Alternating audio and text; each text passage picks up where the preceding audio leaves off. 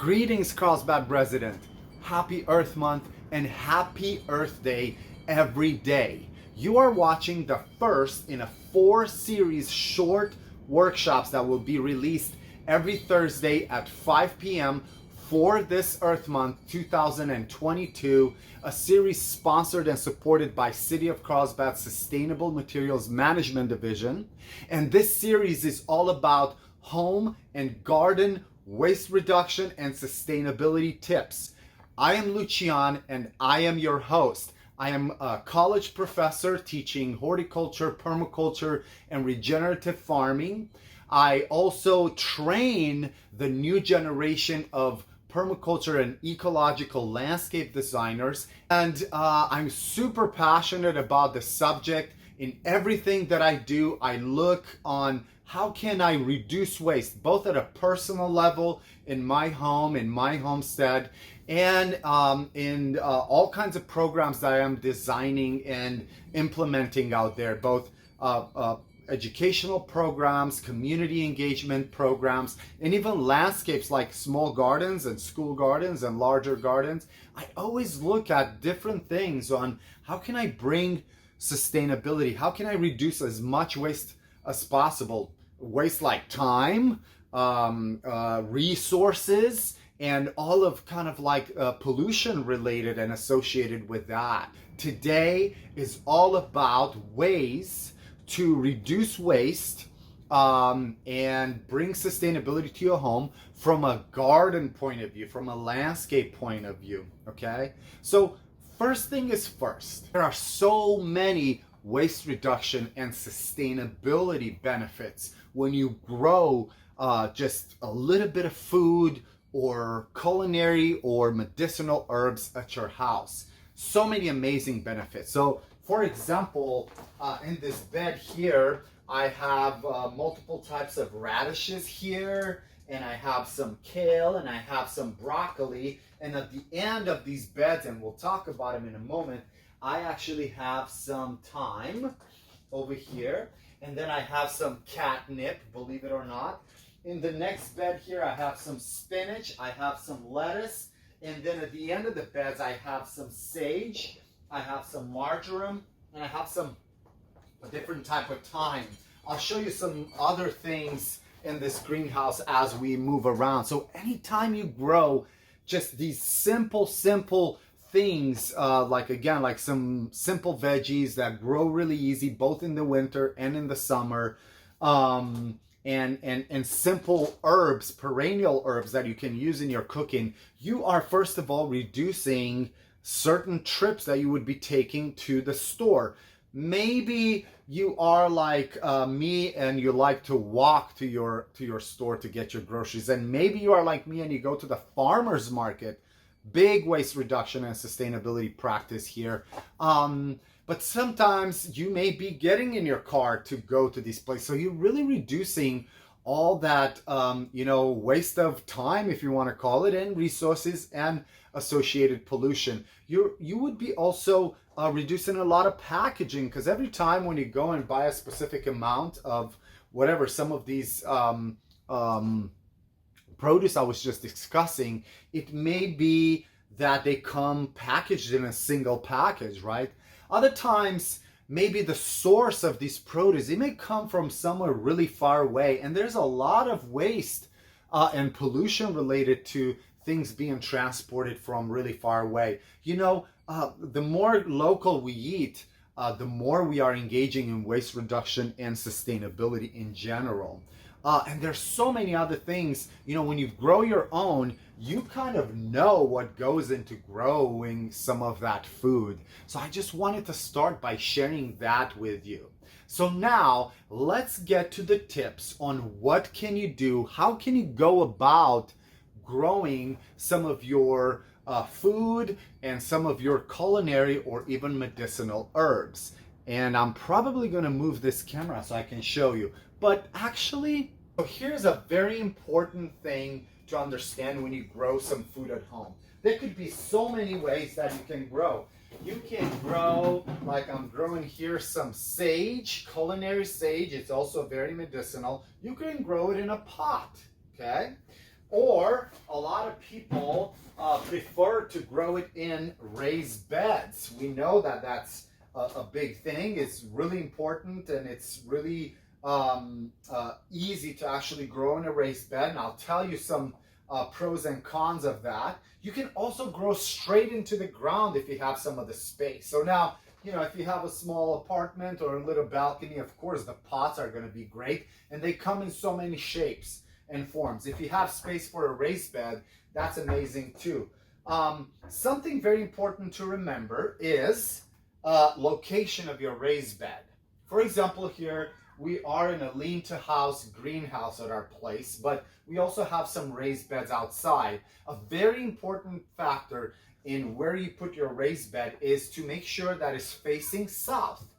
That means that it's getting basically, no matter what time of the year, if it's summer and the sun is right above it, or if it's spring, fall, and winter and the sun is lower in the horizon, that the bed is getting the full spectrum of sun, east to west, so facing south. The second most important thing to remember when you are planning to grow food at your house is the materials that your containers are made of. For example, if you are growing in pots, I highly recommend terracotta. And I recommend this because it allows the soil and the roots of the plants to breathe. Definitely some porosity in this type of pots versus the plastic ones or the ones made out of a resin kind of container where the air is actually not circulating at all in and out. Another thing is that this is also letting possibly some of the excess water kind of like exit in multiple parts of the pot, so through the pores versus just the hole at the bottom. The second preferred, well, not necessarily the second, but if you're doing something big, of course, wood is highly recommended. But here's the part with the wood. You would want to have a raw, untreated wood. And if you plan to paint it like we did, make sure you use a biodegradable and food-safe paint, and you will definitely find them over there. Why? Because things that may be in the wood of your raised bed may leach into the soil and therefore into your food. So you don't want that. You want to use the most natural kind of material possible. You don't need anything else when it comes to materials. Please don't line up your beds with plastic. You do not need to do that because, again, you want some breathing to be happening in your raised bed. The third important thing to understand is the type of soil that you're using. The best type of soil that you would want to be using is half compost or potting or raised bed soil, and another half with the native soil of your garden.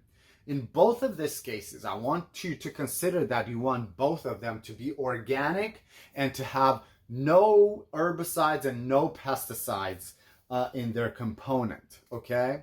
So you know what you use at home, so you would know what that soil in your garden is like. And it doesn't matter if it's like super clayey or if it's super sandy. When you're putting compost and potting soil, mixing it with any of kinds of soils, you will get the right kind of soil that you need in your bed. So we can discuss that further, and I'll give you some links to learn more about that. But one more thing about potting soil, of course, buy something that's organic. Try to stay away from peat moss, okay? So this is another way you can reduce waste and be part of sustainability and pollution reduction out there. Peat moss usually comes from really sensitive ecosystems on our planet that require a lot of tree cutting and a lot of marsh draining, okay? And sometimes even displacement of people of the area in order to get to the peat moss. So please consider getting potting mixes that are either OMRI certified, OMRI, which is organic, or fair traded, and with coconut core. Okay, so instead of peat moss. So thank you for doing that and being part of that sustainable gardening and regenerative garden movement. The fourth important thing to consider is to size things for your context. If you have some experience with gardening, yeah, go ahead and really design to grow as much food as possible. If you don't, consider researching, learning, and designing your space to fit your context. Understand that growing some of your food would take some of your time, okay? Also consider to have it as close as possible to the spaces in your house and in your garden where you walk the most, so that you can, the closest it is, the more you will be there and you would take care of it.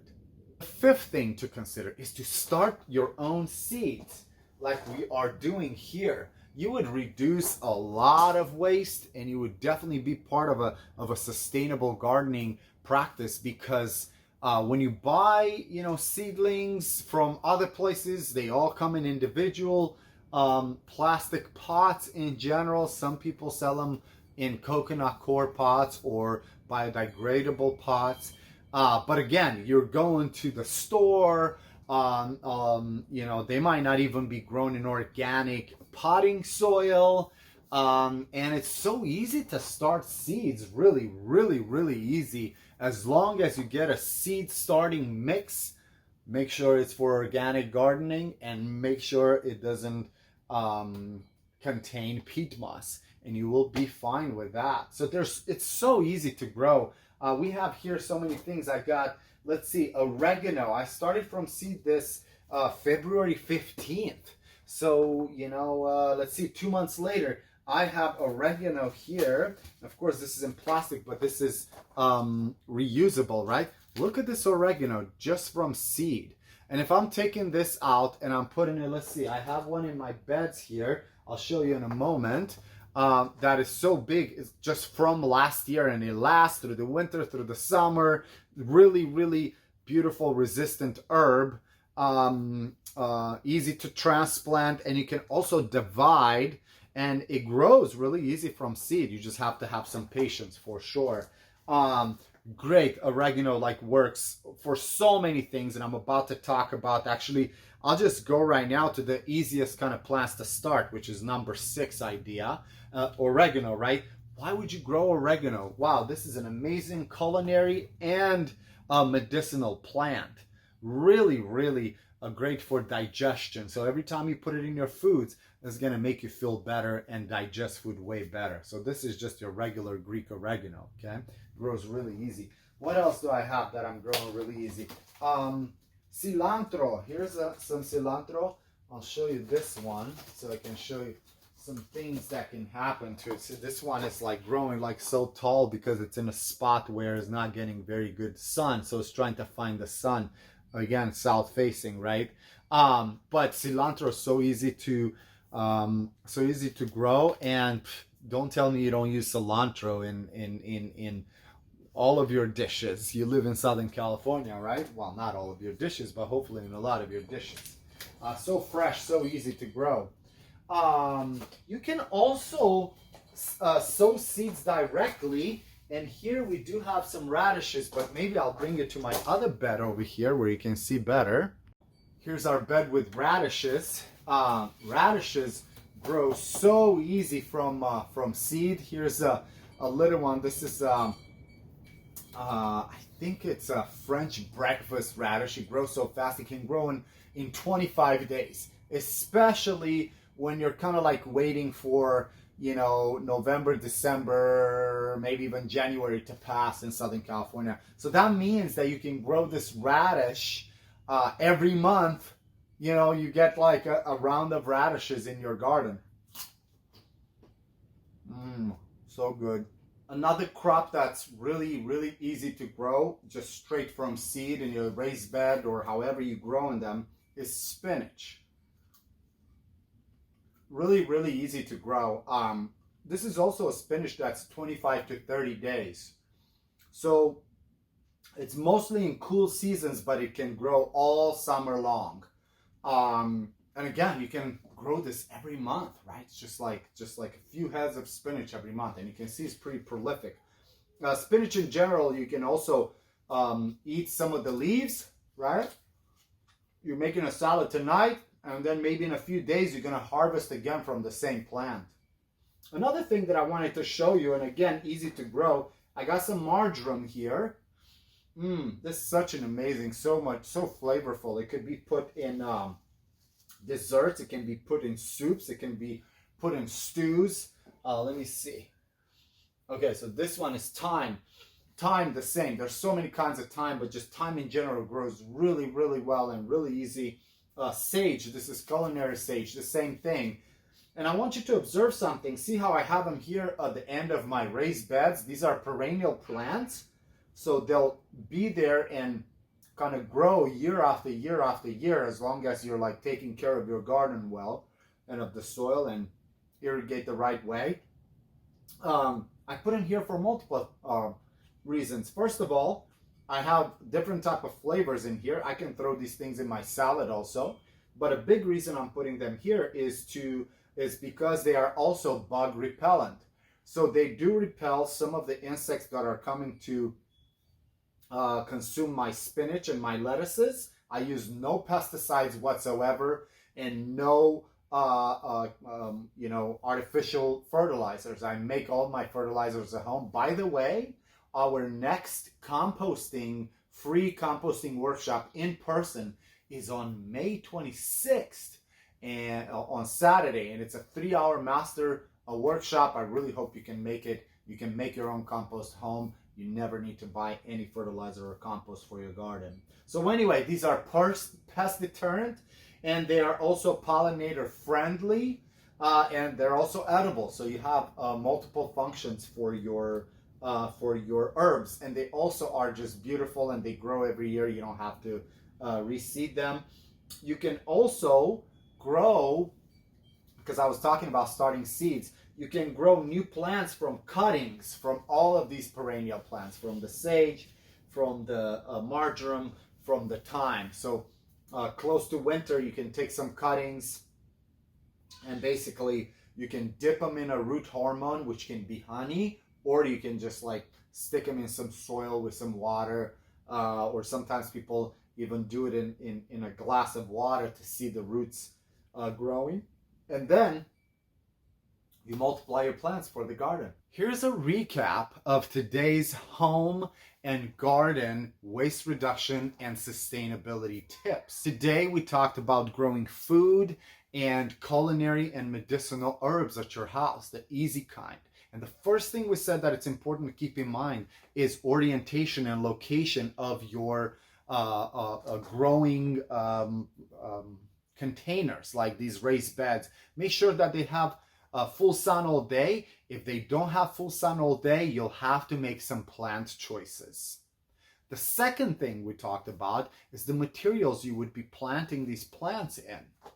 And I said, as small containers, I really prefer terracotta pots, because they allow some air breathing for the roots and the soil, which is very important for the growth of the plants, or wood if you have the space. Of course, when you make that choice of the wood, even if you paint it, make sure that the wood is chemical free and it's usually raw, and the paint that you would be using, if you're using any paint, is biodegradable and is food grade. The third thing we talked about was soil. Make sure you're buying organic soil and peat moss free. You can do half of your garden soil, your regular native garden soil, even if it's clay, and half of it you can do with potting, a good potting mix. The fourth thing we talked about was sizing for context. Understand, are you a new gardener? Are you a beginner gardener? Are you a knowledgeable gardener? And do you have time? Are you going to be able to be dedicated to the garden? Because it does take time. No matter how well you set it up with automatic irrigation and all that, the closer to the house you do it. Ours here is a lean-to-house greenhouse, so it's like right outside of our windows of our house. But even outside, we have them where we can see them all the time. So it's really important that you size your garden to your context. The fifth thing we talked about was starting your own seeds. And the sixth one was kind of what kind of seeds, what kind of simple herbs and veggies you can grow. You can grow radishes and spinach and lettuces in less than a month directly from seed in your garden. Or you can grow some of these herbs like I showed earlier, some cilantro, some oregano. You can start them really early in the season and then transplanting them into your beds. So I hope you garden. It's amazing how much waste you can reduce by not having to travel somewhere or not buying certain produce that come and travel from really far away. Really being involved in the process of growing food, making your own compost at home, starting your own seeds, using all these beautiful materials and supporting the type of companies that are as local or regional as possible. So I hope you garden. I hope you put this in as part of your sustainability journey. If you can't do it at home, find a community garden, start a community garden, celebrate Earth Day every day. I'm Lucian, and this was the first of the 4 small workshops with home and garden waste reduction and sustainability tips, a series that is sponsored by the City of Carlsbad's Sustainable Materials Management Division. And this month will be culminated with a master home and garden sustainability workshop on Saturday, April the 30th. Make sure you register. Carlsbadsustainability.com. Make Earth Day every day.